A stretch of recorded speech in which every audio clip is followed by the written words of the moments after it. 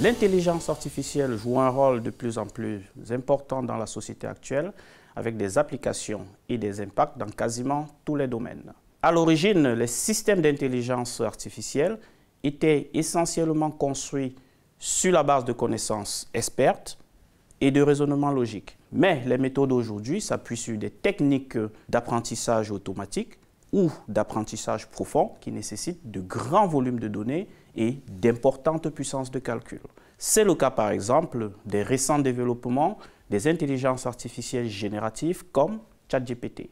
Mais au-delà de leur performance, des zones d'ombre demeurent encore sur les impacts environnementaux de ces systèmes compte tenu de la quantité de ressources nécessaires à leur entraînement et à leur usage. Autrement dit, quelle est l'empreinte carbone des modèles d'intelligence artificielle? Pour répondre à cette question, nous nous intéressons dans notre article au cas des modèles d'intelligence artificielle visant à réduire les émissions de CO2. Nous proposons de mesurer d'une part leur impact négatif, c'est-à-dire la quantité de CO2 émise par l'entraînement et l'usage de ces modèles. D'autre part, leur impact positif, c'est-à-dire la quantité de CO2 non émise du fait de l'usage des modèles. Ainsi, le rapport entre les deux mesures permet de mieux évaluer l'impact environnemental de ces solutions.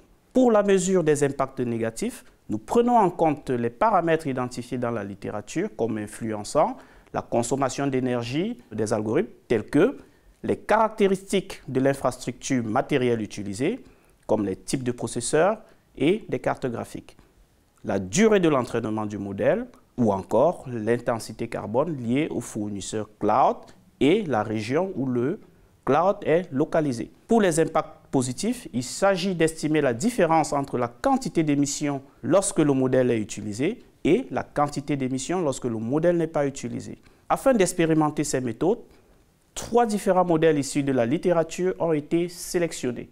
Un modèle de réseau de neurones artificiels pour gérer la demande énergétique des ménages brésiliens, un système adaptatif d'inférence neuroflou pour la prévision de la production d'énergie photovoltaïque en Tunisie et finalement un modèle de régression bayésienne pour gérer le problème de routage de véhicules électriques en Suède et au Luxembourg. 2 principaux résultats ressortent de notre étude. Premièrement, si seuls les impacts positifs sont considérés, la réduction des émissions de CO2 permise par l'utilisation des modèles est significative, mais elle dépend de chaque contexte. 34%, 73% et 9% respectivement.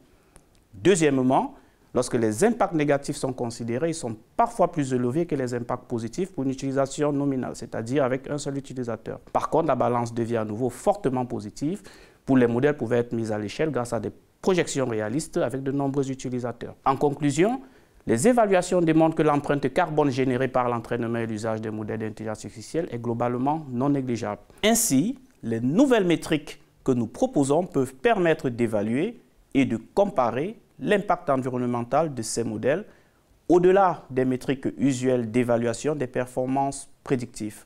Proposons également plusieurs recommandations pouvant permettre de réduire l'empreinte carbone de ces modèles, ouvrant ainsi de nombreuses pistes de recherche futures.